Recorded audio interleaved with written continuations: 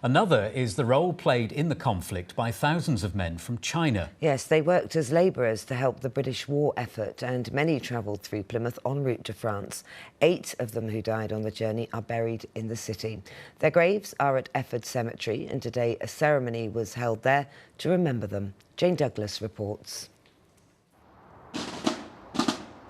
Recognised and remembered in a city graveyard thousands of miles from home, more than a century after they travelled here.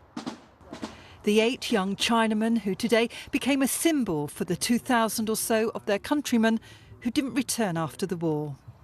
These 8 sadly died from illnesses contracted on the 3-month journey from Canada. They only made it to Plymouth and are buried here. The story of the Chinese Labour Corps is not just a Chinese story, it is actually a British story as much as it is a Chinese story. They did, after all, work for the Allies, and I think that must be remembered by all. More than 100,000 young men from northern China were recruited as labourers by the Allies in 1917 to maintain the military infrastructure after the huge losses of the Somme. 9,000 of them came through Plymouth before heading out to the front in France, where they dug trenches, moved cargo and built roads. 2 direct descendants of those Chinese labourers were at today's ceremony. Chen Ling's grandfather died from enemy fire in France.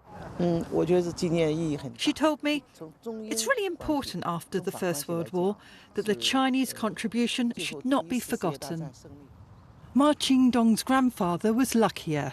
He survived and came home to resume his work as a primary school teacher. He says his grandfather kept a diary about his experiences. In one entry, he wrote about the long, difficult voyage in a boat to get to Europe. It's hoped today's ceremony will finally recognise the valuable contribution made by those labourers a century ago. Jane Douglas, BBC Spotlight, Plymouth.